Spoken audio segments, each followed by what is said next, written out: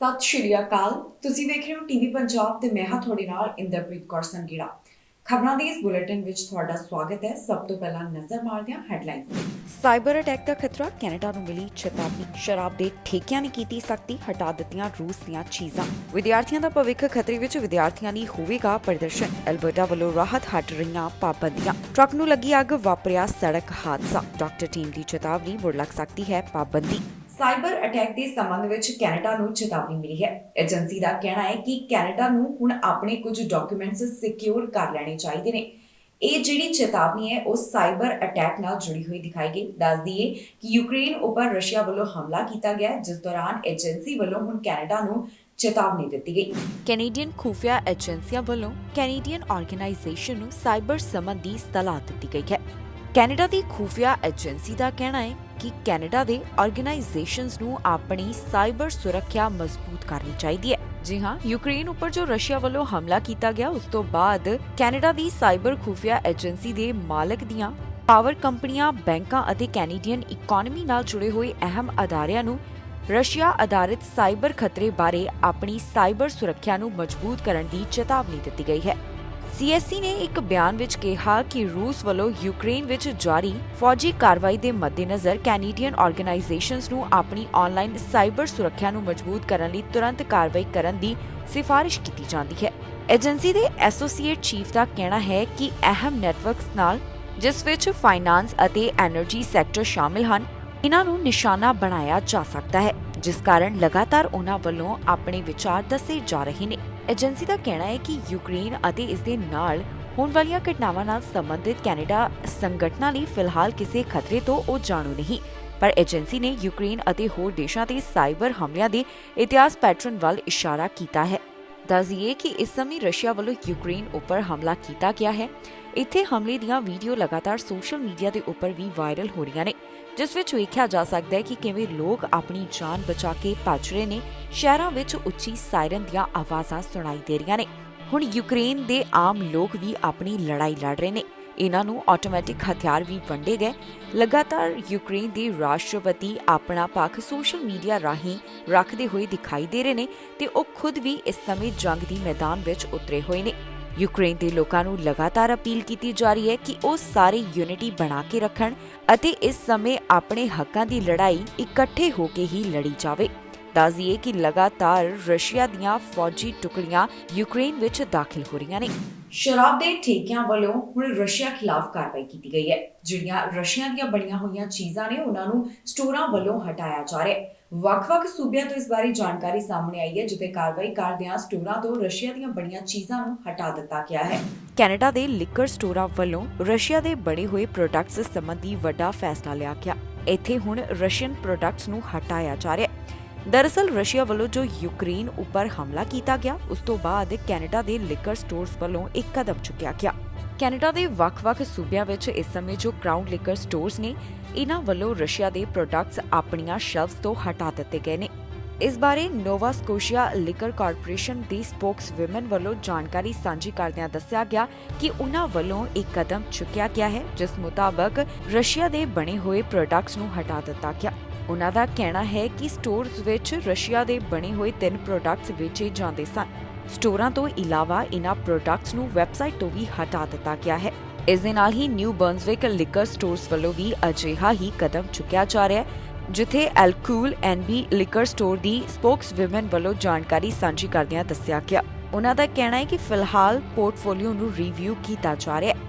ਇਸ ਬਾਰੇ Newfoundland and Labrador liquor corporation ਦਾ ਕਹਿਣਾ ਹੈ ਕਿ ਉਹਨਾਂ ਵੱਲੋਂ ਜਲਦ ਸਟੋਰਾਂ ਤੋਂ ਰਸ਼ੀਆ ਦੇ ਬਣੇ ਹੋਏ ਪ੍ਰੋਡਕਟ ਹਟਾਏ ਜਾ ਰਹੇ ਨੇ, ਜਿਸ ਵਿੱਚ ਰਸ਼ੀਆ ਦੀਆਂ ਬੜੀਆਂ ਵੋਡਕਾ ਸ਼ਾਮਿਲ ਨੇ।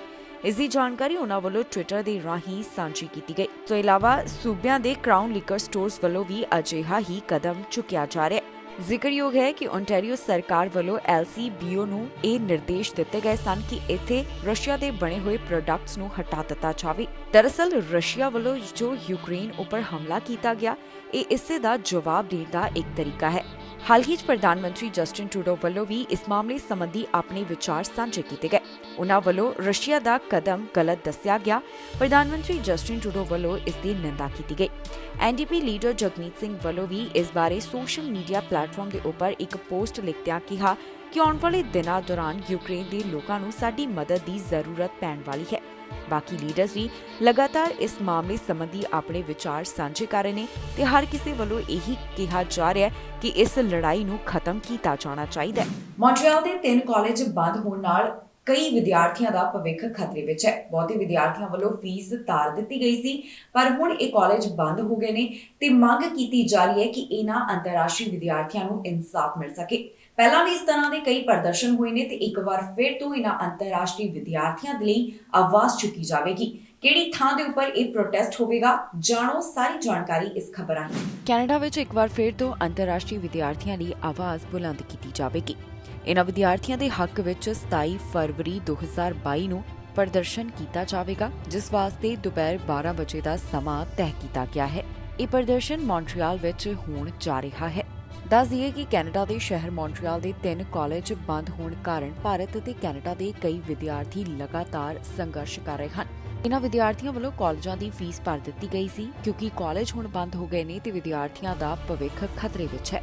ਇਸ ਤੋਂ ਪਹਿਲਾਂ ਵੀ ਇਹਨਾਂ ਵਿਦਿਆਰਥੀਆਂ ਲਈ ਕੈਨੇਡਾ ਵਿੱਚ ਆਵਾਜ਼ ਚੁੱਕੀ ਜਾਂਦੀ ਰਹੀ ਹੈ, ਪ੍ਰਦਰਸ਼ਨ ਕੀਤਾ ਗਿਆ ਹੈ। ਇੱਥੇ ਲਗਾਤਾਰ ਮੰਗ ਕੀਤੀ ਜਾ ਰਹੀ ਹੈ ਕਿ ਕੈਨੇਡਾ ਵਿੱਚ ਜਿਹੜੇ ਬੰਦ ਪਏ ਕਾਲਜ ਨੇ ਉਹਨਾਂ ਵਿੱਚ ਪੜ੍ਹਦੇ ਵਿਦਿਆਰਥੀਆਂ ਦੀ ਪੜ੍ਹਾਈ ਪੂਰੀ ਕਰਵਾਈ ਜਾਵੇ। ਕਿਊਬਿਕ ਐਕਸੈਪਟੈਂਸ ਸਰਟੀਫਿਕੇਟ ਅਤੇ ਸਟੱਡੀ ਪਰਮਿਟ ਮਨਜ਼ੂਰ ਕਰਦਿਆਂ ਵਿਦਿਆਰਥੀਆਂ ਨੂੰ ਗ੍ਰੈਜੂਏਟ ਕੀਤਾ ਜਾਵੇ। ਕੈਨੇਡਾ ਤੋਂ ਬਾਹਰ ਭਾਰਤ ਪੰਜਾਬ ਬੈਠੇ ਵਿਦਿਆਰਥੀਆਂ ਦੀ ਲਗਭਗ $64 ਲੱਖ ਦੀ ਫੀਸ ਵਾਪਸ ਕੀਤੀ ਜਾਵੇ। ਸਟੱਡੀ ਵੀਜ਼ਾ ਹਾਸਲ ਵਿਦਿਆਰਥੀਆਂ ਨੂੰ ਬਿਨਾਂ ਕਿਸੇ ਪਰੇਸ਼ਾਨੀ ਦੇ ਟਰੈਵਲ ਕਰਨ ਦਿੱਤਾ ਜਾਵੇ। ਜਿਨ੍ਹਾਂ ਵਿਦਿਆਰਥੀਆਂ ਨੇ 1 ਸਾਲ ਤੋਂ ਉੱਪਰ ਸਮੇਂ ਤੋਂ ਫੀਸਾਂ ਭਰੀਆਂ ਹੋਈਆਂ ਨੇ ਪਰ ਨਾ ਤਾਂ ਉਹਨਾਂ ਨੂੰ ਵੀਜ਼ਾ ਮਿਲ ਰਿਹਾ ਤੇ ਨਾ ਹੀ ਕਲਾਸਾਂ ਲੱਗ ਰਹੀਆਂ ਹਨ, ਉਹਨਾਂ ਨੂੰ ਵੀਜ਼ਾ ਤੇ ਕਲਾਸਾਂ ਸੰਬੰਧੀ ਹੋਰ ਫੈਸਲਾ ਦਿੱਤਾ ਜਾਵੇ। ਇਸ ਤੋਂ ਇਲਾਵਾ ਮੰਗ ਕੀਤੀ ਜਾ ਰਹੀ ਹੈ ਕਿ ਜੋ ਧੋਖਾ ਇਹਨਾਂ ਵਿਦਿਆਰਥੀਆਂ ਦੇ ਨਾਲ ਹੋਇਆ ਹੈ ਉਸ ਖਿਲਾਫ ਬਣਦੀ ਕਾਨੂੰਨੀ ਕਾਰਵਾਈ ਕੀਤੀ ਜਾਵੇ। To ensure that you can study, work, and live in dignity. Our demands today are clear. First, the government must allow you to complete your studies, to graduate, and provide you with CAQs and work permits.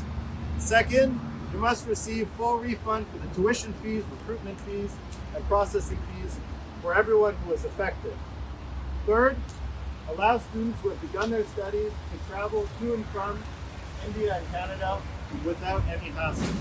Alberta ਵੱਲੋਂ corona ਪਾਬੰਦੀਆਂ ਦੇ ਸੰਬੰਧ ਵਿੱਚ ਵੱਡੀ ਰਾਹਤ ਦਾ ਐਲਾਨ ਕੀਤਾ ਗਿਆ। Alberta ਦੇ ਪ੍ਰੀਮੀਅਰ ਜੇਸਨ ਕੈਨੀ ਦਾ ਕਹਿਣਾ ਹੈ ਕਿ ਦੂਸਰੇ ਪੜਾਅ ਵਿੱਚ ਇਹ ਪ੍ਰੋਵਿੰਸ ਦਾਖਲ ਹੋਣ ਜਾ ਰਿਹਾ ਹੈ, ਜਿੱਥੇ ਕਈ ਪਾਬੰਦੀਆਂ ਹਟਾ ਦਿੱਤੀਆਂ ਜਾਣਗੀਆਂ। ਜੋ ਇਕੱਠ ਦੇ ਉੱਪਰ ਰੋਕ ਲਗਾਈ ਗਈ ਸੀ, ਮਾਸਕ ਰਿਕੁਆਇਰਮੈਂਟ ਹੈ, ਉਸ ਵਿੱਚ ਰਾਹਤ ਦਿੱਤੀ ਜਾ ਰਹੀ ਹੈ। ਅਲਬਰਟਾ ਵੱਲੋਂ 1 ਮਾਰਚ ਤੋਂ ਅਲਬਰਟਾ ਵਾਸੀਆਂ ਨੂੰ ਵੱਡੀ ਰਾਹਤ ਦਿੱਤੀ ਜਾ ਰਹੀ ਹੈ।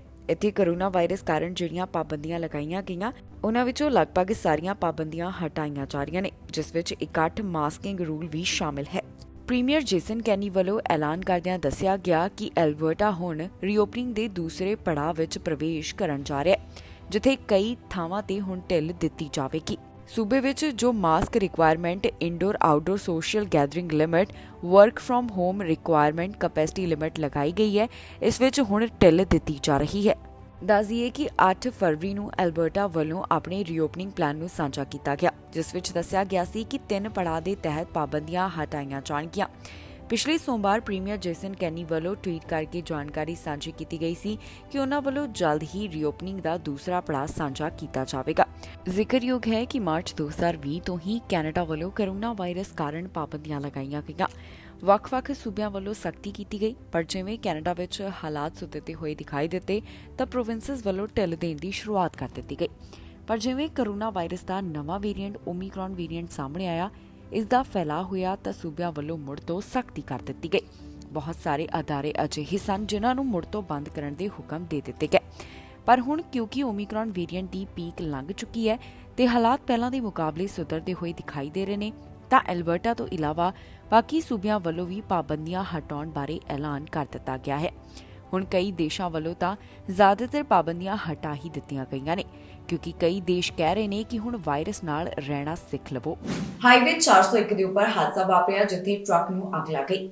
ਪੁਲਿਸ ਵੱਲੋਂ ਇਸ ਮਾਮਲੇ ਦੀ ਜਾਂਚ ਕੀਤੀ ਜਾ ਰਹੀ ਹੈ। ਉਹਨਾਂ ਵੱਲੋਂ ਕਿਹਾ ਗਿਆ ਹੈ ਕਿ ਅਜੇ ਇਹ ਸਪਸ਼ਟ ਨਹੀਂ ਕਿ ਇਸ ਦੌਰਾਨ ਕੋਈ ਜ਼ਖਮੀ ਹੋਇਆ ਜਾਂ ਫਿਰ ਨਹੀਂ। ਫਿਲਹਾਲ ਇਹ ਪਤਾ ਲਗਾਉਣ ਦੀ ਕੋਸ਼ਿਸ਼ ਕੀਤੀ ਜਾ ਰਹੀ ਹੈ ਕਿ ਟਰੱਕ ਨੂੰ ਅੱਗ ਕਿਵੇਂ ਲੱਗੀ। ਮਾਮਲਾ ਹਾਈਵੇ 401 ਤੋਂ ਸਾਹਮਣੇ ਆਇਆ, ਜਿੱਥੇ ਇੱਕ ਟਰੱਕ ਵੱਲੋਂ ਅੱਗ ਫੜ ਲਈ ਗਈ। ਜੀ ਹਾਂ, ਓਨਟਾਰੀਓ ਮਿਸੀਸਾਗਾ ਦੇ ਹਾਈਵੇ 401 ਉੱਪਰ ਇਹ ਘਟਨਾ ਵਾਪਰੀ ਹੈ। ਜਿਸ ਦੀ ਪੁਲਿਸ ਵੱਲੋਂ ਜਾਣਕਾਰੀ ਸਾਂਝੀ ਕੀਤੀ ਗਈ। ਐਮਰਜੈਂਸੀ ਕ੍ਰਿਊਜ਼ ਘਟਨਾ ਵਾਲੀ ਥਾਂ ਤੇ 11:30 ਦੇ ਕਰੀਬ ਪਹੁੰਚੇ, ਜਿੱਥੇ ਉਹਨਾਂ ਨੂੰ ਜਾਣਕਾਰੀ ਮਿਲੀ ਸੀ ਕਿ ਇੱਕ ਵਾਹਨ ਨੂੰ ਅੱਗ ਲੱਗ ਗਈ ਹੈ। ਹੁਣ ਇਸ ਮਾਮਲੇ ਦੇ ਸੰਬੰਧ ਵਿੱਚ ਓਨਟਾਰੀਓ ਪੁਲਿਸ ਵੱਲੋਂ ਜਾਣਕਾਰੀ ਸਾਂਝੀ ਕੀਤੀ ਗਈ ਹੈ। ਫਿਲਹਾਲ ਅਜੇ ਤੱਕ ਇਹ ਸਪਸ਼ਟ ਨਹੀਂ ਹੋ ਸਕਿਆ ਕਿ ਇਸ ਟਰੱਕ ਨੂੰ ਅੱਗ ਕਿਵੇਂ ਲੱਗੀ ਅਤੇ ਨਾ ਹੀ ਕਿਸੇ ਦੇ ਜ਼ਖਮੀ ਹੋਣ ਦੀ ਕੋਈ ਖਬਰ ਸਾਹਮਣੇ ਆਈ ਹੈ। ਪੁਲਿਸ ਨੇ ਦੱਸਿਆ ਹੈ ਕਿ ਜਿਸ ਸਮੇਂ ਹਾਈਵੇ 401 ਦੇ ਉੱਪਰ ਇਹ ਹਾਦਸਾ ਵਾਪਰਿਆ, ਉਸ ਦੌਰਾਨ ਇਸ ਹਾਈਵੇ ਨੂੰ ਕੁਝ ਸਮੇਂ ਲਈ ਬੰਦ ਕੀਤਾ ਗਿਆ। ਪੁਲਿਸ ਵੱਲੋਂ ਹੁਣ ਇਸ ਮਾਮਲੇ ਦੀ ਪੜਤਾਲ ਕੀਤੀ ਜਾ ਰਹੀ ਹੈ ਤਾਂ ਕਿ ਪਤਾ ਲਗਾਇਆ ਜਾ ਸਕੇ ਕਿ ਇਸ ਟਰੱਕ ਨੂੰ ਅੱਗ ਕਿਵੇਂ ਲੱਗੀ। ਇਸ ਤੋਂ ਇਲਾਵਾ ਪੁਲਿਸ ਵੱਲੋਂ ਵਧੇਰੇ ਜਾਣਕਾਰੀ ਸਾਂਝੀ ਨਹੀਂ ਕੀਤੀ ਗਈ ਤੇ ਨਾ ਹੀ ਉਹਨਾਂ ਵੱਲੋਂ ਇਹ ਅਜੇ ਸਪਸ਼ਟ ਕੀਤਾ ਗਿਆ ਕਿ ਇਸ ਦੌਰਾਨ ਕੋਈ ਜ਼ਖਮੀ ਹੋਇਆ ਜਾਂ ਫਿਰ ਨਹੀਂ। ਫਿਲਹਾਲ ਇਸ ਮਾਮਲੇ ਦੀ ਜਾਂਚ ਜਾਰੀ ਹੈ। ਕੈਨੇਡਾ ਦੇ ਸੂਬਿਆਂ ਵੱਲੋਂ ਪਾਬੰਦੀਆਂ 'ਚ ਢਿੱਲ ਦੇ ਦਿੱਤੀ ਗਈ, ਪਰ ਦੂਜੇ ਪਾਸੇ ਡਾਕਟਰ ਟੀਮ ਨੇ ਚੇਤਾਵਨੀ ਦਿੱਤੀ ਹੈ। ਉਹਨਾਂ ਦਾ ਕਹਿਣਾ ਹੈ ਕਿ ਇੱਕ ਵਾਰ ਫਿਰ ਤੋਂ ਪਾਬੰਦੀਆਂ ਲਗਾਉਣੀਆਂ ਪੈ ਸਕਦੀਆਂ ਨੇ। ਦੱਸ ਦਈਏ ਕਿ ਕੈਨੇਡਾ ਵਿੱਚ ਪਹਿਲਾਂ ਦੇ ਮੁਕਾਬਲੇ ਸਥਿਤੀ ਸੁਧਰਦੀ ਹੋਈ ਦਿਖਾਈ ਦੇ ਰਹੀ ਹੈ। ਸੂਬਿਆਂ ਵੱਲੋਂ ਰਾਹਤ ਦਿੱਤੀ ਜਾ ਰਹੀ ਹੈ, ਪਰ ਦੂਜੇ ਪਾਸੇ ਡਾਕਟਰ ਟੀਮ ਦਾ ਕਹਿਣਾ ਹੈ ਕਿ ਜੇਕਰ ਜ਼ਰੂਰਤ ਪਵੇ ਤਾਂ ਸੂਬਿਆਂ ਨੂੰ ਪਾਬੰਦੀਆਂ ਲਗਾਉਣੀਆਂ ਪੈ ਸਕਦੀਆਂ ਨੇ। ਡਾਕਟਰ ਟੀਮ ਵੱਲੋਂ ਕੋਰੋਨਾ ਵਾਇਰਸ ਖਿਲਾਫ ਚੇਤਾਵਨੀ ਦਿੱਤੀ ਗਈ। ਉਹਨਾਂ ਦਾ ਕਹਿਣਾ ਹੈ ਕਿ ਸੂਬਿਆਂ ਵੱਲੋਂ ਲਗਾਈਆਂ ਗਈਆਂ ਪਾਬੰਦੀਆਂ ਮੁੜ ਤੋਂ ਲਾਗੂ ਹੋ ਸਕਦੀਆਂ ਨੇ। ਦੇਸ਼ ਦੀ chief public health officer doctor Tam ਦਾ ਕਹਿਣਾ ਹੈ ਕਿ ਸਰਕਾਰ ਨੂੰ ਇਸ ਗੱਲ ਨੂੰ ਲੈ ਕੇ ਤਿਆਰ ਰਹਿਣਾ ਚਾਹੀਦਾ ਹੈ ਕਿ ਜੇਕਰ ਜ਼ਰੂਰਤ ਪਈ ਤਾਂ ਮੁੜ ਤੋਂ ਪਾਬੰਦੀਆਂ ਲਗਾ ਦਿੱਤੀਆਂ ਜਾਣ। ਦੱਸ ਦਈਏ ਕਿ ਕੈਨੇਡਾ ਦੇ ਵੱਖ-ਵੱਖ ਸੂਬਿਆਂ ਵੱਲੋਂ ਇਸ ਸਮੇਂ ਆਪਣੇ ਰੀਓਪਨਿੰਗ ਪਲਾਨ ਸਾਂਝੇ ਕਰ ਦਿੱਤੇ ਗਏ ਨੇ, ਜਿਸ ਤਹਿਤ ਕਈ ਚੀਜ਼ਾਂ ਵਿੱਚ ਢਿੱਲ ਦਿੱਤੀ ਜਾ ਰਹੀ ਹੈ। ਇੱਥੋਂ ਤੱਕ ਕਈ ਸੂਬਿਆਂ ਵੱਲੋਂ ਪ੍ਰੂਫ ਆਫ ਵੈਕਸੀਨੇਸ਼ਨ ਨੂੰ ਵੀ ਹਟਾ ਦਿੱਤਾ ਗਿਆ। ਪਹਿਲਾਂ ਦੇ ਮੁਕਾਬਲੇ ਕੈਨੇਡਾ ਦੇ ਪ੍ਰੋਵਿੰਸਸ ਵਿੱਚ ਕੋਰੋਨਾ ਵਾਇਰਸ ਦੇ ਮਾਮਲੇ ਘੱਟ ਹੋਣ ਲੱਗੇ ਨੇ, ਜਿਸ ਨੂੰ ਧਿਆਨ ਵਿੱਚ ਰੱਖਦਿਆਂ ਹੁਣ ਢਿੱਲ ਦਿੱਤੀ ਜਾ ਰਹੀ ਹੈ। ਪਰ ਦੂਜੇ ਪਾਸੇ chief public health officer doctor Theresa Tam ਵੱਲੋਂ ਚੇਤਾਵਨੀ ਵੀ ਦੇ ਦਿੱਤੀ ਗਈ ਹੈ। ਅਲਬਰਟਾ ਦੇ ਪ੍ਰੀਮੀਅਰ ਜੇਸਨ ਕੈਨੀ ਵੱਲੋਂ ਹਾਲ ਹੀ 'ਚ ਐਲਾਨ ਕਰਦਿਆਂ ਦੱਸਿਆ ਗਿਆ ਕਿ 1 ਮਾਰਚ ਤੋਂ ਜ਼ਿਆਦਾਤਰ ਪਾਬੰਦੀਆਂ ਹਟਾਈਆਂ ਜਾ ਰਹੀਆਂ ਨੇ, ਜਿੱਥੇ ਸੂਬੇ ਵੱਲੋਂ gathering limit, indoor masking rule ਨੂੰ ਹਟਾਇਆ ਜਾ ਰਿਹਾ ਹੈ। Chief public health officer doctor Theresa Tam ਦਾ ਕਹਿਣਾ ਹੈ ਕਿ ਪਹਿਲਾਂ ਦੇ ਮੁਕਾਬਲੇ ਹਾਲਾਤ ਜ਼ਰੂਰ ਸੁਧਰ ਰਹੇ ਨੇ, ਪਰ ਫਿਰ ਵੀ ਸਾਨੂੰ ਆਉਣ ਵਾਲੇ ਕੱਲ੍ਹ ਦੇ ਲਈ ਤਿਆਰ ਰਹਿਣਾ ਚਾਹੀਦਾ ਹੈ। ਮੌਜੂਦਾ ਸਮੇਂ ਜੋ ਕੋਰੋਨਾ ਵਾਇਰਸ ਮਾਮਲਿਆਂ ਸੰਬੰਧੀ ਅੰਕੜਾ ਸਾਹਮਣੇ ਆ ਰਿਹਾ ਹੈ, ਉਸ ਨੂੰ ਦੇਖ ਕੇ ਪਤਾ ਚੱਲ ਰਿਹਾ ਹੈ ਕਿ ਕੈਨੇਡਾ ਵਿੱਚ ਪਹਿਲਾਂ ਦੇ ਮੁਕਾਬਲੇ ਹਾਲਾਤ ਸੁਧਰ ਰਹੇ ਨੇ ਤੇ ਚੰਗੀ ਦਿਸ਼ਾ ਨਜ਼ਰ ਆ ਰਹੀ ਹੈ। ਪੂਰੇ ਦੇਸ਼ ਵਿੱਚ ਹਫ਼ਤਾਵਾਰੀ ਕੇਸਾਂ ਅੰਦਰ 26% ਦੀ ਗਿਰਾਵਟ ਦਰਜ ਕੀਤੀ ਗਈ। ਇਸ ਸਭ ਨੂੰ ਧਿਆਨ ਵਿੱਚ ਰੱਖਦਿਆਂ ਹੀ ਕੈਨੇਡਾ ਦੇ ਪ੍ਰੋਵਿੰਸਸ ਹੁਣ ਢਿੱਲ ਦੇ ਰਹੇ ਨੇ। ਜਿਹੜੀਆਂ ਕੋਰੋਨਾ ਵਾਇਰਸ ਕਾਰਨ ਪਾਬੰਦੀਆਂ ਲਗਾਈਆਂ ਗਈਆਂ, ਲਗਭਗ ਇਹਨਾਂ ਸਾਰੀਆਂ ਪਾਬੰਦੀਆਂ ਨੂੰ ਕਈ ਸੂਬਿਆਂ ਵੱਲੋਂ ਹਟਾਇਆ ਜਾ ਰਿਹਾ ਹੈ। ਜ਼ਿਕਰਯੋਗ ਹੈ ਕਿ ਮਾਰਚ 2020 ਤੋਂ ਹੀ ਕੈਨੇਡਾ ਵੱਲੋਂ ਬਾਕੀ ਦੇਸ਼ਾਂ ਵਾਂਗ ਕੋਰੋਨਾ ਵਾਇਰਸ ਕਾਰਨ ਪਾਬੰਦੀਆਂ ਲਗਾਈਆਂ ਗਈਆਂ। ਬਾਅਦ ਦੇ ਵਿੱਚ ਜਿਵੇਂ ਹਾਲਾਤ ਸੁਧਰੇ ਤਾਂ ਫਿਰ ਚੀਜ਼ਾਂ ਵਿੱਚ ਢਿੱਲ ਦੇਣ ਦੀ ਸ਼ੁਰੂਆਤ ਕਰ ਦਿੱਤੀ ਗਈ। ਇੱਕ ਵਾਰ ਫਿਰ ਤੋਂ ਓਮਿਕਰੌਨ ਵੇਰੀਐਂਟ ਦਾ ਫੈਲਾਅ ਹੋਇਆ, ਜਿਸ ਤੋਂ ਬਾਅਦ ਕੈਨੇਡਾ ਵੱਲੋਂ ਮੌਜੂਦਾ ਹਾਲਾਤਾਂ ਨੂੰ ਧਿਆਨ ਵਿੱਚ ਰੱਖਦਿਆਂ ਸਖਤੀ ਕਰ ਦਿੱਤੀ ਗਈ। ਪਰ ਜਿਵੇਂ ਹੁਣ ਇਹ ਕੇਸਿਸ ਘੱਟ ਹੋਏ ਨੇ ਤੇ ਕੈਨੇਡਾ ਵੱਲੋਂ ਫਿਰ ਤੋਂ ਰਾਹਤ ਦੇਣ ਦੀ ਸ਼ੁਰੂਆਤ ਕਰ ਦਿੱਤੀ ਗਈ। ਮੈਨੀਟੋਬਾ ਵੱਲੋਂ ਆਪਣੇ ਨਵੇਂ ਡਰਾਅ ਦਾ ਐਲਾਨ ਕੀਤਾ ਗਿਆ। ਸੂਬੇ ਵੱਲੋਂ ਪੀਐਨਪੀ ਡਰਾਅ ਕੱਢਿਆ ਗਿਆ, ਜਿਸ ਵਿੱਚ ਕਈ ਉਮੀਦਵਾਰਾਂ ਦੀ ਕਿਸਮਤ ਜਾਗੀ ਹੈ। ਮੈਨੀਟੋਬਾ ਵੱਲੋਂ ਹੁਣ ਤੱਕ ਜਿੰਨੇ ਵੀ ਡਰਾਅ ਐਲਾਨ ਕੀਤੇ ਗਏ, ਉਸ ਤਹਿਤ 1000 ਤੋਂ ਵੱਧ ਇਨਵੀਟੇਸ਼ਨ ਦਿੱਤੇ ਜਾ ਚੁੱਕੇ ਨੇ। ਮੈਨੀਟੋਬਾ ਵੱਲੋਂ ਆਪਣੇ ਨਵੇਂ ਡਰਾਅ ਦਾ ਐਲਾਨ ਕੀਤਾ ਗਿਆ, ਜਿਸ ਵਿੱਚ ਕਈ ਉਮੀਦਵਾਰਾਂ ਨੂੰ ਇਨਵੀਟੇਸ਼ਨ ਜਾਰੀ ਕੀਤੇ ਗਏ। ਮੈਨੀਟੋਬਾ ਵੱਲੋਂ ਜੋ ਪੀਐਨਪੀ ਡਰਾਅ ਕੱਢਿਆ ਗਿਆ, ਇਸ ਵਿੱਚ 278 ਸੱਦੇ ਦਿੱਤੇ ਗਏ। ਇਸ ਡਰਾਅ ਦਾ ਐਲਾਨ ਸੂਬੇ ਵੱਲੋਂ 24 ਫਰਵਰੀ ਨੂੰ ਕੀਤਾ ਗਿਆ, ਜਿੱਥੇ ਮੈਨੀਟੋਬਾ ਪ੍ਰੋਵਿੰਸ਼ੀਅਲ ਨੋਮੀਨੀ ਪ੍ਰੋਗਰਾਮ ਜ਼ਰੀਏ ਉਮੀਦਵਾਰਾਂ ਨੂੰ ਪ੍ਰੋਵਿੰਸ਼ੀਅਲ ਨੋਮੀਨੇਸ਼ਨ ਪ੍ਰੋਗਰਾਮ ਵਾਸਤੇ ਸੱਦੇ ਜਾਰੀ ਕੀਤੇ ਗਏ। ਸਕਿਲਡ ਵਰਕਰਸ ਇਨ ਮੈਨੀਟੋਬਾ ਕੈਟੇਗਰੀ ਵਿੱਚ 206 ਇਨਵੀਟੇਸ਼ਨ ਦਿੱਤੇ ਗਏ, ਜਿਸ ਵਾਸਤੇ ਘੱਟੋ-ਘੱਟ 612 ਸਕੋਰਸ ਦੀ ਜ਼ਰੂਰਤ ਸੀ। ਸਕਿਲਡ ਵਰਕਰਸ ਓਵਰਸੀ ਤਹਿਤ 39 ਇਨਵੀਟੇਸ਼ਨ ਦਿੱਤੇ ਗਏ, ਜਿਸ ਵਾਸਤੇ ਘੱਟੋ-ਘੱਟ 685 ਸਕੋਰਸ ਦੀ ਰਿਕੁਆਇਰਮੈਂਟ ਰਹੀ। ਇੰਟਰਨੈਸ਼ਨਲ ਐਜੂਕੇਸ਼ਨ ਸਟਰੀਮ ਅਧੀਨ 33 ਇਨਵੀਟੇਸ਼ਨ ਦਿੱਤੇ ਗਏ, ਪਰ ਇੱਥੇ ਕੋਈ ਵੀ ਸਕੋਰ ਰਿਕੁਆਇਰਮੈਂਟ ਨਹੀਂ ਸੀ। ਇਨ੍ਹਾਂ ਵਿੱਚੋਂ 66 ਇਨਵੀਟੇਸ਼ਨ ਐਕਸਪ੍ਰੈਸ ਐਂਟਰੀ ਸਿਸਟਮ ਜ਼ਰੀਏ ਉਮੀਦਵਾਰਾਂ ਨੂੰ ਜਾਰੀ ਕੀਤੇ ਗਏ। ਦੱਸ ਦਈਏ ਕਿ ਮੈਨੀਟੋਬਾ ਵੱਲੋਂ ਹੁਣ ਤੱਕ ਕਈ ਡਰਾਅ ਐਲਾਨ ਕੀਤੇ ਜਾ ਚੁੱਕੇ ਨੇ, ਜਿਸ ਵਿੱਚ ਕਈ ਉਮੀਦਵਾਰਾਂ ਦੀ ਕਿਸਮਤ ਜਾਗ ਚੁੱਕੀ ਹੈ। ਪ੍ਰੋਵਿੰਸ਼ੀਅਲ ਨੋਮੀਨੇਸ਼ਨ ਦੇ ਜ਼ਰੀਏ 2022 ਦੌਰਾਨ ਜਿਹੜੇ ਡਰਾਅ ਕੱਢੇ ਗਏ, ਉਸ ਦੇ ਤਹਿਤ 1000 ਤੋਂ ਵੱਧ ਇਨਵੀਟੇਸ਼ਨ ਦਿੱਤੇ ਗਏ। ਕੁੱਲ ਮਿਲਾ ਕੇ 1309 ਸੱਦੇ ਜਾਰੀ ਕੀਤੇ ਜਾ ਚੁੱਕੇ ਨੇ। ਜ਼ਿਕਰਯੋਗ ਹੈ ਕਿ ਕੈਨੇਡਾ ਦੇ ਇਮੀਗ੍ਰੇਸ਼ਨ ਵਿਭਾਗ ਵੱਲੋਂ ਜੋ ਟਾਰਗੇਟ ਤੈਅ ਕੀਤਾ ਗਿਆ ਹੈ, ਉਸ ਨੂੰ ਪੂਰਾ ਕਰਨ ਲਈ ਵਿਭਾਗ ਕਾਫੀ ਗੰਭੀਰ ਨਜ਼ਰ ਆ ਰਿਹਾ ਹੈ। ਇਸ ਸਾਲ 4 ਲੱਖ ਤੋਂ ਵੱਧ ਇਮੀਗ੍ਰੈਂਟਸ ਦਾ ਸਵਾਗਤ ਕੀਤਾ ਜਾਣਾ ਹੈ ਤੇ PNP ਜ਼ਰੀਏ ਵੀ ਜ਼ਿਆਦਾ ਉਮੀਦਵਾਰਾਂ ਨੂੰ ਇਨਵੀਟੇਸ਼ਨ ਦਿੱਤੇ ਜਾਣੇ ਨੇ। ਕੈਨੇਡਾ ਦੇ ਵੱਖ-ਵੱਖ ਸੂਬਿਆਂ ਵੱਲੋਂ ਲਗਾਤਾਰ ਡਰਾਅ ਐਲਾਨ ਕੀਤੇ ਜਾ ਰਹੇ ਨੇ। ਇਸੇ ਕੜੀ ਤਹਿਤ ਮੈਨੀਟੋਬਾ ਵੱਲੋਂ ਵੀ ਡਰਾਅ ਕੱਢੇ ਗਏ। ਕੈਨੇਡਾ ਵਿੱਚ ਬਹੁਤੇ ਲੋਕ ਇਹ ਕਹਿੰਦੇ ਨੇ ਕਿ ਜੋ ਟਰੱਕ ਡਰਾਈਵਰਸ ਵੱਲੋਂ ਪ੍ਰਦਰਸ਼ਨ ਕੀਤਾ ਗਿਆ ਇਸ ਦਾ ਅਸਰ ਨਹੀਂ ਪਿਆ। ਦਰਅਸਲ ਇੱਕ ਸਰਵੇ ਸਾਹਮਣੇ ਆਇਆ ਜਿਸ ਤੋਂ ਪਤਾ ਚੱਲਦਾ ਹੈ ਕਿ 3 ਵਿੱਚੋਂ 2 ਕੈਨੇਡੀਅਨਸ ਅਜਿਹੇ ਨੇ ਜਿਹੜੇ ਕਹਿ ਰਹੇ ਨੇ ਕਿ ਜੋ ਟਰੱਕ ਡਰਾਈਵਰਸ ਵੱਲੋਂ ਪ੍ਰੋਟੈਸਟ ਕੀਤਾ ਗਿਆ ਉਹ ਇਨਇਫੈਕਟਿਵ ਸੀ। ਹੁਣ ਇਸ ਸਰਵੇ ਤੋਂ ਹੋਰ ਕੀ ਜਾਣਕਾਰੀ ਸਾਹਮਣੇ ਆਈ ਹੈ, ਜਾਣੋ ਇਸ ਖਬਰ 3 ਵਿੱਚੋਂ 2 ਕੈਨੇਡੀਅਨਸ ਕਹਿੰਦੇ ਨੇ ਕਿ ਜੋ ਟਰੱਕ ਰੈਲੀ ਹੋਈ ਉਹ ਇਨਇਫੈਕਟਿਵ ਸੀ। ਦਰਅਸਲ ਇਹ ਜਾਣਕਾਰੀ ਇੱਕ ਸਰਵੇ ਦੇ ਰਾਹੀਂ ਸਾਹਮਣੇ ਆਈ ਹੈ। ਨੈਨੋਜ਼ ਰਿਸਰਚ ਵੱਲੋਂ ਇੱਕ ਤਾਜ਼ਾ ਪੋਲ ਕਰਵਾਇਆ ਗਿਆ ਜਿਸ ਮੁਤਾਬਕ 51% ਕੈਨੇਡੀਅਨਸ ਦਾ ਕਹਿਣਾ ਹੈ ਕਿ ਜੋ ਫਰੀडम ਰੈਲੀ ਸੀ ਉਸ ਦਾ ਜ਼ਿਆਦਾ ਅਸਰ ਨਹੀਂ ਪਿਆ, ਜਦਕਿ 15% ਕਹਿੰਦੇ ਨੇ ਕਿ ਇਹ ਅਸਰਦਾਰ ਤਾਂ ਨਹੀਂ ਸੀ ਪਰ ਇਸ ਨਾਲ ਕਾਫੀ ਕੁਝ ਬਦਲਿਆ ਹੈ। ਇਸ ਤੋਂ ਇਲਾਵਾ 2% ਇਹ ਵੀ ਕਹਿੰਦੇ ਨੇ ਕਿ ਉਹਨਾਂ ਨੂੰ ਇਸ ਬਾਰੇ ਅਜੇ ਨਹੀਂ ਪਤਾ ਕਿ ਇਸ ਦਾ ਕੋਈ ਅਸਰ ਹੋਇਆ ਜਾਂ ਫਿਰ ਨਹੀਂ। ਇਸ ਤੋਂ ਇਲਾਵਾ ਸਰਵੇ ਵਿੱਚ ਇਹ ਵੀ ਗੱਲ ਨਿਕਲ ਕੇ ਸਾਹਮਣੇ ਆਈ ਹੈ ਕਿ ਕਿੰਨੇ ਕੈਨੇਡੀਅਨਸ ਕਹਿੰਦੇ ਨੇ ਕਿ ਜੋ ਐਮਰਜੈਂਸੀ ਐਕਟ ਲਗਾਇਆ ਗਿਆ ਉਹ ਅਸਰਦਾਰ ਸੀ। ਇਸ ਸਰਵੇ ਮੁਤਾਬਕ 41% ਇਹ ਕਹਿੰਦੇ ਨੇ ਕਿ ਇਸ ਸਮੇਂ ਐਮਰਜੈਂਸੀ ਐਕਟ ਲਗਾਉਣਾ ਸਹੀ ਸੀ, ਜਦਕਿ 21% ਇਸ ਦੇ ਵਿਰੋਧ ਵਿੱਚ ਸਨ। ਇਹਨਾਂ ਵਿੱਚੋਂ ਜ਼ਿਆਦਾਤਰ ontario ਵਾਸੀ ਸਨ ਜਿਨ੍ਹਾਂ ਵੱਲੋਂ ਐਮਰਜੈਂਸੀ ਐਕਟ ਨੂੰ ਜ਼ਰੂਰੀ ਦੱਸਿਆ ਗਿਆ। ਇਹਨਾਂ ontario ਵਾਸੀਆਂ ਦੀ ਗਿਣਤੀ 48% ਦੱਸੀ ਗਈ। ਇਸ ਸਰਵੇ ਵਿੱਚ ਜ਼ਿਆਦਾਤਰ ਆਪਣਾ ਪੱਖ 55 ਸਾਲ ਅਤੇ ਇਸ ਤੋਂ ਵੱਧ ਉਮਰ ਵਾਲਿਆਂ ਵੱਲੋਂ ਰੱਖਿਆ ਗਿਆ। ਦੱਸ ਦਈਏ ਕਿ ਟਰੱਕ ਡਰਾਈਵਰਸ ਵੱਲੋਂ ਲਾਜ਼ਮੀ ਵੈਕਸੀਨੇਸ਼ਨ ਨੀਤੀ ਦਾ ਵਿਰੋਧ ਕਰਦਿਆਂ ਪ੍ਰਦਰਸ਼ਨ ਕੀਤਾ ਗਿਆ ਸੀ। ਇਸ ਦੌਰਾਨ ਸਰਕਾਰ ਤੋਂ ਮੰਗ ਕੀਤੀ ਜਾ ਰਹੀ ਸੀ ਕਿ ਲਾਜ਼ਮੀ ਵੈਕਸੀਨੇਸ਼ਨ ਨੀਤੀ ਨੂੰ ਹਟਾਇਆ ਜਾਵੇ ਤੇ ਨਾਲ ਹੀ ਇਹ ਪ੍ਰੋਟੈਸਟ ਕਰਨ ਵਾਲੇ ਕਹਿ ਰਹੇ ਸਨ ਕਿ ਪ੍ਰਧਾਨ ਮੰਤਰੀ ਜਸਟਿਨ ਟਰੂਡੋ ਉਹਨਾਂ ਨਾਲ ਮੁਲਾਕਾਤ ਕਰਨ। ਇਸ ਤੋਂ ਇਲਾਵਾ ਇਹ ਵੀ ਗੱਲ ਕਹੀ ਜਾ ਰਹੀ ਸੀ ਕਿ ਜਿਹੜੀਆਂ ਸੂਬਿਆਂ ਵੱਲੋਂ ਪਾਬੰਦੀਆਂ ਲਗਾਈਆਂ ਗਈਆਂ ਨੇ ਉਹਨਾਂ ਨੂੰ ਵੀ ਹਟਾ ਦਿੱਤਾ ਜਾਵੇ, ਪਰ ਪ੍ਰਧਾਨ ਮੰਤਰੀ ਜਸਟਿਨ ਟਰੂਡੋ ਵੱਲੋਂ ਸਾਫ਼ ਤੌਰ ਦੇ ਉੱਪਰ ਕਹਿ ਦਿੱਤਾ ਗਿਆ ਸੀ ਕਿ ਉਹਨਾਂ ਵੱਲੋਂ ਨੈਗੋਸੀਏਸ਼ਨ ਨਹੀਂ ਕੀਤੀ ਜਾਏਗੀ। ਕਾਫੀ ਦਿਨ ਤੱਕ ਇਹ ਪ੍ਰਦਰਸ਼ਨ ਆਟਵਾ ਵਿੱਚ ਚੱਲਦਾ ਰਿਹਾ, ਜਿੱਥੇ ਆਟਵਾ ਪੁਲਿਸ ਵੱਲੋਂ ਚੇਤਾਵਨੀ ਦੇਣ ਦੀ ਸ਼ੁਰੂਆਤ ਕੀਤੀ ਗਈ।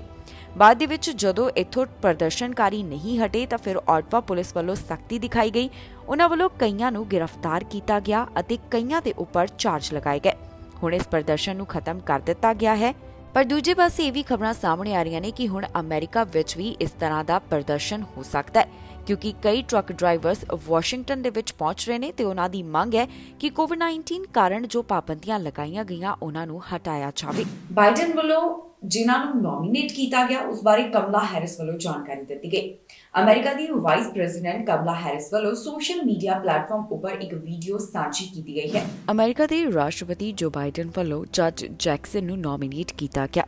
ਇਸ ਦੀ ਜਾਣਕਾਰੀ ਵਾਈਸ ਪ੍ਰੈਜ਼ੀਡੈਂਟ ਕਮਲਾ ਹੈਰਿਸ ਵੱਲੋਂ ਸੋਸ਼ਲ ਮੀਡੀਆ ਪਲੇਟਫਾਰਮ ਦੇ ਉੱਪਰ ਸਾਂਝੀ ਕੀਤੀ ਗਈ। ਇਸ ਦੌਰਾਨ ਕਮਲਾ ਹੈਰਿਸ ਵੱਲੋਂ ਇੱਕ ਵੀਡੀਓ ਸਾਂਝੀ ਕਰਦਿਆਂ ਇਸ ਬਾਰੇ ਦੱਸਿਆ ਗਿਆ ਹੈ। ਸੋ ਆਓ ਤੁਹਾਨੂੰ ਦਿਖਾਉਂਦੇ ਹਾਂ ਕਮਲਾ ਹੈਰਿਸ ਵੱਲੋਂ ਸਾਂਝੀ ਕੀਤੀ ਗਈ video. The Honorable Constance Baker Motley.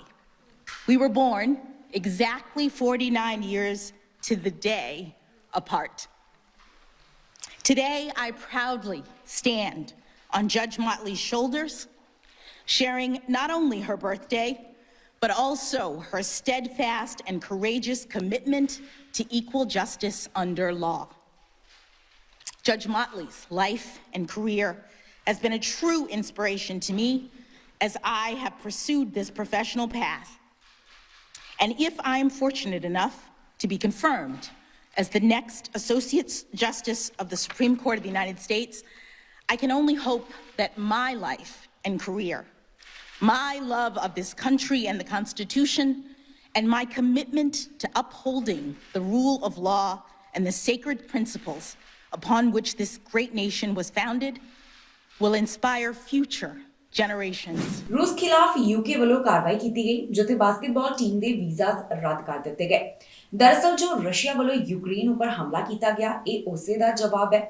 ਦੱਸ ਦਈਏ ਕਿ ਯੂਕਰੇਨ ਉੱਪਰ ਰਸ਼ੀਆ ਵੱਲੋਂ ਹਮਲਾ ਕੀਤਾ ਗਿਆ ਹੈ। ਲਗਾਤਾਰ ਵੀਡੀਓ ਜਿਹੜੀਆਂ ਨੇ ਸੋਸ਼ਲ ਮੀਡੀਆ ਦੇ ਰਾਹੀਂ ਸਾਰਿਆਂ ਤੱਕ ਪਹੁੰਚ ਰਹੀਆਂ ਨੇ ਤੇ ਹੁਣ ਦੇਸ਼ਾਂ ਵੱਲੋਂ ਮੰਗ ਕੀਤੀ ਜਾ ਰਹੀ ਹੈ ਕਿ ਇਸ ਜੰਗ ਨੂੰ ਖਤਮ ਕੀਤਾ ਜਾਵੇ। ਬ੍ਰਿਟੇਨ ਵੱਲੋਂ ਬੈਲਾਰੂਸੀਅਨ ਮੈਨ ਬਾਸਕਟਬਾਲ ਟੀਮ ਉੱਪਰ ਕਾਰਵਾਈ ਕੀਤੀ ਗਈ ਹੈ। ਦਰਅਸਲ ਜੋ ਰਸ਼ੀਆ ਵੱਲੋਂ ਯੂਕਰੇਨ ਉੱਪਰ ਹਮਲਾ ਕੀਤਾ ਗਿਆ ਉਸ ਤੋਂ ਬਾਅਦ ਬ੍ਰਿਟੇਨ ਵੱਲੋਂ ਇੱਕ ਵੱਡਾ ਕਦਮ ਚੁੱਕਿਆ ਗਿਆ, ਜਿੱਥੇ ਉਹਨਾਂ ਵੱਲੋਂ ਬੈਲਾਰੂਸੀਅਨ ਮੈਨਸ ਬਾਸਕਟਬਾਲ ਟੀਮ ਦੇ ਸਾਰੇ ਵੀਜ਼ਾਸ ਰੱਦ ਕਰ ਦਿੱਤੇ ਗਏ ਨੇ। ਇਸ ਬਾਰੇ ਬ੍ਰਿਟੇਨ ਇੰਟੀਰੀਅਰ ਮਿਨਿਸਟਰ ਵੱਲੋਂ ਜਾਣਕਾਰੀ ਸਾਂਝੀ ਕੀਤੀ ਗਈ। ਉਹਨਾਂ ਦਾ ਕਹਿਣਾ ਹੈ ਕਿ ਹੁਣ ਉਹਨਾਂ ਵੱਲੋਂ ਬੈਲਾਰੂਸੀਅਨ ਮੈਨਸ ਬਾਸਕਟਬਾਲ ਟੀਮ ਦਾ ਸਵਾਗਤ ਨਹੀਂ ਕੀਤਾ ਜਾਵੇਗਾ। ਇਸ ਤੋਂ ਇਲਾਵਾ ਸ਼ੁੱਕਰਵਾਰ ਨੂੰ ਬ੍ਰਿਟੇਨ ਵੱਲੋਂ ਬੈਲਾਰੂਸੀਅਨ ਐਮਬੈਸਡਰ ਨੂੰ ਵੀ ਸਮਨ ਕੀਤਾ ਗਿਆ। ਦੱਸ ਦਈਏ ਕਿ ਰੂਸ ਵੱਲੋਂ ਇਸ ਸਮੇਂ ਯੂਕਰੇਨ ਉੱਪਰ ਹਮਲਾ ਕੀਤਾ ਗਿਆ ਹੈ। ਇਸ ਦੌਰਾਨ ਵੱਖ-ਵੱਖ ਦੇਸ਼ਾਂ ਵੱਲੋਂ ਲਗਾਤਾਰ ਆਪਣੇ ਵਿਚਾਰ ਪ੍ਰਗਟ ਕਰਦਿਆਂ ਇਸ ਦੀ ਨਿੰਦਾ ਕੀਤੀ ਜਾ ਰਹੀ ਹੈ ਤੇ ਰਸ਼ੀਆ ਨੂੰ ਕਿਹਾ ਜਾ ਰਿਹਾ ਹੈ ਕਿ ਉਹ ਜੰਗ ਨੂੰ ਬੰਦ ਕਰ ਦੇਵੇ। ਪਰ ਦੂਜੇ ਪਾਸੇ ਰਸ਼ੀਆ ਵੱਲੋਂ ਲਗਾਤਾਰ ਯੂਕਰੇਨ ਵਿੱਚ ਦਾਖਲ ਹੋਇਆ ਜਾ ਰਿਹਾ ਹੈ। ਪਿਛਲੇ ਦਿਨੀ ਕੈਨੇਡਾ ਦੇ ਪ੍ਰਧਾਨ ਮੰਤਰੀ ਜਸਟਿਨ ਟਰੂਡੋ ਵੱਲੋਂ ਵੀ ਰਸ਼ੀਆ ਖਿਲਾਫ ਕਾਰਵਾਈ ਕੀਤੀ ਗਈ, ਜਿੱਥੇ ਉਨ੍ਹਾਂ ਵੱਲੋਂ ਕਈ ਪਾਬੰਦੀਆਂ ਦੇ ਬਾਰੇ ਜਾਣਕਾਰੀ ਸਾਂਝੀ ਕੀਤੀ ਗਈ ਸੀ। ਵੱਖ-ਵੱਖ ਦੇਸ਼ ਇਹ ਚਾਹੁੰਦੇ ਨੇ ਕਿ ਰਸ਼ੀਆ ਇਸ ਜੰਗ ਨੂੰ ਬੰਦ ਕਰ ਦੇਵੇ ਤੇ ਲਗਾਤਾਰ ਇਹੀ ਸਲਾਹ ਦਿੱਤੀ ਜਾ ਰਹੀ ਹੈ। ਇਸ ਤੋਂ ਇਲਾਵਾ ਰਸ਼ੀਆ ਵਿੱਚ ਵੀ ਵੱਡੇ ਪੱਧਰ ਦੇ ਉੱਪਰ ਪ੍ਰੋਟੈਸਟ ਕੀਤਾ ਜਾ ਰਿਹਾ ਹੈ, ਜਿਸ ਵਿੱਚ ਮੰਗ ਕੀਤੀ ਜਾ ਰਹੀ ਹੈ ਕਿ ਇਸ ਜੰਗ ਨੂੰ ਖਤਮ ਕਰ ਦਿੱਤਾ ਜਾਵੇ। ਇਸ ਖਬਰ ਵਿੱਚ ਜਾਣਕਾਰੀ ਤੁਹਾਡੇ ਨਾਲ ਸਾਂਝੀ ਕਰਾਂਗੇ ਕਿ ਕੈਨੇਡਾ ਦੇ ਕਿਹੜੇ ਹਿੱਸੇ ਤੋਂ ਕਿੰਨੇ ਕੋਰੋਨਾ ਵਾਇਰਸ ਦੇ ਮਾਮਲੇ ਸਾਹਮਣੇ ਆਏ। ਕੈਨੇਡਾ ਦੇ ਵੱਖ-ਵੱਖ ਸੂਬਿਆਂ ਵਿੱਚ ਇਸ ਸਮੇਂ ਕੋਰੋਨਾ ਵਾਇਰਸ ਦੇ ਕੀ ਹਾਲਾਤ ਬਣੇ ਹੋਏ ਨੇ, ਜਾਣੂ ਕਰਵਾਵਾਂਗੇ ਤੁਹਾਨੂੰ ਇਸ ਖਬਰਾਂ ਵਿੱਚ। ਓਨਟਾਰੀਓ ਦੇ ਹਸਪਤਾਲ ਵਿੱਚ ਇਸ ਸਮੇਂ 1000 ਤੋਂ ਵੱਧ ਮਰੀਜ਼ਾਂ ਦੀ ਗਿਣਤੀ ਹੈ, ਜਿਨ੍ਹਾਂ ਦਾ ਕੋਰੋਨਾ ਵਾਇਰਸ ਕਾਰਨ ਇਲਾਜ ਚੱਲ ਰਿਹਾ ਹੈ ਤੇ ਇੰਟੈਂਸਿਵ ਕੇਅਰ ਅਧੀਨ 284 ਦਾ ਅੰਕੜਾ ਦੱਸਿਆ ਗਿਆ। ਸੂਬੇ ਵਿੱਚ 24 ਘੰਟੇ ਦੌਰਾਨ 1000 ਤੋਂ ਵੱਧ ਕੋਰੋਨਾ ਵਾਇਰਸ ਦੇ ਮਾਮਲੇ ਦਰਜ ਕੀਤੇ ਗਏ ਹਨ। ਪ੍ਰੋਵਿੰਸ ਵਿੱਚ ਹੁਣ ਤੱਕ 12420 ਲੋਕਾਂ ਦੀ ਜਾਨ ਇਸ ਵਾਇਰਸ ਕਾਰਨ ਜਾ ਚੁੱਕੀ ਹੈ। ਕੋਰੋਨਾ ਵਾਇਰਸ ਦੇ ਹੁਣ ਤੱਕ 10 ਲੱਖ ਤੋਂ ਵੱਧ ਮਾਮਲੇ ਸਾਹਮਣੇ ਆ ਚੁੱਕੇ ਨੇ। ਇਸ ਤੋਂ ਇਲਾਵਾ 10 ਲੱਖ ਤੋਂ ਵੱਧ ਹੀ ਇੱਥੇ ਰਿਕਵਰਡ ਕੇਸਸ ਦਾ ਅੰਕੜਾ ਹੈ। ਕਿਊਬਿਕ ਦੇ ਹਸਪਤਾਲ ਵਿੱਚ 1000 ਤੋਂ ਵੱਧ ਮਰੀਜ਼ ਹਨ। ਇੱਥੇ 1479 ਮਰੀਜ਼ਾਂ ਦੀ ਗਿਣਤੀ ਦੱਸੀ ਗਈ ਤੇ ਇੰਟੈਂਸਿਵ ਕੇਅਰ ਅਧੀਨ 100 ਜਾਣੇ ਨੇ। ਸੂਬੇ ਵਿੱਚ 24 ਘੰਟੇ ਦੌਰਾਨ 1175 ਮਾਮਲੇ ਸਾਹਮਣੇ ਆਏ ਤੇ 14 ਮੌਤਾਂ ਇਸ ਵਾਇਰਸ ਕਾਰਨ ਹੋ ਗਈਆਂ। ਹੁਣ ਤੱਕ ਕੁੱਲ 9,19,996 ਕੇਸਸ ਸਾਹਮਣੇ ਆ ਚੁੱਕੇ ਨੇ। 13,969 ਮੌਤਾਂ ਇਸ ਵਾਇਰਸ ਕਾਰਨ ਹੋ ਚੁੱਕੀਆਂ ਨੇ। ਵੈਕਸੀਨੇਸ਼ਨ ਦੀ ਜਾਣਕਾਰੀ ਮੁਤਾਬਕ 91% ਆਬਾਦੀ ਵੱਲੋਂ ਕੋਵਿਡ-19 ਵੈਕਸੀਨ ਦੀ ਪਹਿਲੀ ਡੋਜ਼, 86% ਆਬਾਦੀ ਵੱਲੋਂ ਕੋਵਿਡ-19 ਵੈਕਸੀਨ ਦੀਆਂ 2 ਡੋਜ਼, 51% ਆਬਾਦੀ ਵੱਲੋਂ ਕੋਵਿਡ-19 ਵੈਕਸੀਨ ਦੀਆਂ 3 ਡੋਜ਼ ਲਗਵਾਈਆਂ ਗਈਆਂ ਨੇ। So certainly the federal government continues to advise Ontarians that there is an ongoing risk, but that risk can be mitigated by taking appropriate precautions, by having been vaccinated, by testing upon return, and following masking, distancing in the environment where you're going to be traveling to. So I think the risk is decreasing day by day. I think any family should do a risk assessment of where they're going to, what the risk of the virus is in that setting, and certainly take into consideration if they've got any underlying medical illnesses, and potentially consult with their healthcare provider if they do.